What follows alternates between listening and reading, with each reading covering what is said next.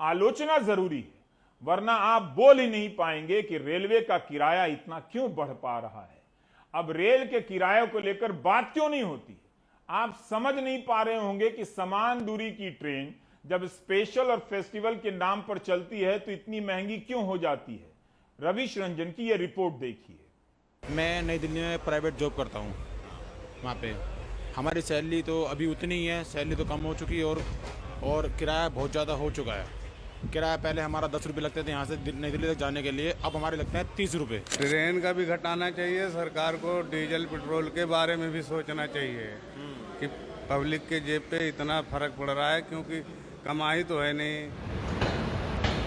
ये परेशानी रेलवे के आम यात्रियों की है जो कोरोना काल में फिर से अपने काम धंधे की ओर लौट रहे हैं। हापुड़ से रोशन शर्मा रोज दिल्ली नौकरी करने आते हैं। उनके हाथों में दर्जनों इस तरह के आरक्षित टिकट हैं। पहले हर महीने 270 रुपए MST पर वो हापुड़ से दिल्ली आते जाते थे, लेकिन कोरोना काल में इसे बंद कर दिया गया। लिहाजा अब हर महीने आरक्षित टिकट पर उनको 3,500 रुपए खर्च करने पड़ रहे हैं। पहले हमारा 270 रुपये में पूरे महीने काम हो जाता था MST से। अब हमको पर डे रिजर्वेशन कराना पड़ता, लाइन में लगना पड़ता काउंटर के में, तब हम टिकट लेते हैं हापुड़ से दिल्ली तक, नई दिल्ली तक का। कितना किराया? 55 रुपये किराया एक साइड से, वन साइड 55 रुपीज़ है। अब दोनों ओर से 110 रुपये के करीब हो गया। कोविड प्रोटोकॉल का नाम देकर सिर्फ छोटी दूरी के ट्रेनों के ही किराया नहीं बढ़ाए गए हैं, बल्कि इस दौरान स्पेशल और फेस्टिवल के नाम पर भी किराए बढ़े हैं।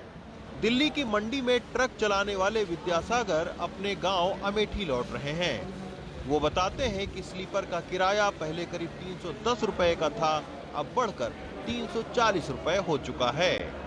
305 रुपए का रिजर्वेशन होता था, अब इस समय हुआ है 2 टिकट कराया हूँ, अभी वेटिंग मिली है 690 रुपए का हुआ है।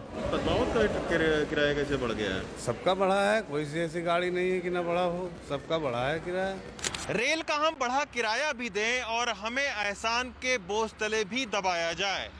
कुछ ऐसा ही है कि हमारे और आपके टिकट पर यह लिख कर आता है कि क्या आप जानते हैं आपके किराए का 43% वहन देश के आम नागरिक करते हैं।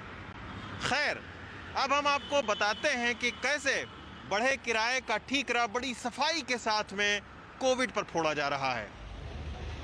कोरोना की इस महामारी के दौरान किराया बढ़ाए जाने की जानकारी किश्तों में आई। किराया पहले बढ़े, जानकारी बाद में दी गई। बीते 1.5 साल में किराया कैसे बढ़ा और रेलवे के तर्क की एक बानगी देखिए।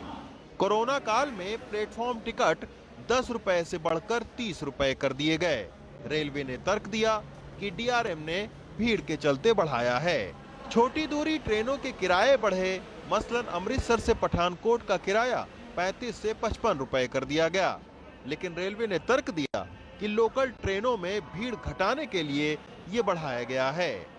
जनवरी से लेकर अब तक 250 ट्रेनों में स्पेशल और फेस्टिवल के नाम पर किराए बढ़ाए गए। मसलन दिल्ली हावड़ा पहले स्लीपर 635 रुपए था, जो बढ़कर 810 रुपए, और AC 1665 रुपए से 2035 रुपए हो गया। ठीक इसी तरह यूपी संपर्क क्रांति, मुडवा-डी, छत्तीसगढ़ एक्सप्रेस, काशी विश्वनाथ एक्सप्रेस का किराया भी 30% तक बढ़ाया गया। लेकिन रेलवे का तर्क है कि 2015 से ही फेस्टिवल एक्सप्रेस का किराया थोड़ा ज्यादा होता है, जबकि दुरंतो, शताब्दी, हमसफर और राजधानी एक्सप्रेस का किराया फ्लेक्सी फेयर के तहत 50% तक बढ़ सकता है। कोविड के दौरान रेलवे ने बताया कि उसे 38,000 करोड़ रुपए के आमदनी का नुकसान यात्री गाड़ियों से उठाना पड़ा है, जबकि माल ढुलाई से उसे फायदा हुआ है। लेकिन क्या इस बिना पर किराए में बढ़ोतरी हो सकती है? इसको समझने के लिए हम JP सिंह से मिले। वो लंबे समय तक रेलवे में चीफ कॉमर्शियल मैनेजर रहे हैं। जब आप अपना माल पूरा बेच ही नहीं पा रहे हैं तो घाटे में कैसे हैं? देखिए, कोई भी कंसर्न घाटे में तब होता है जब उसका माल ना बिके।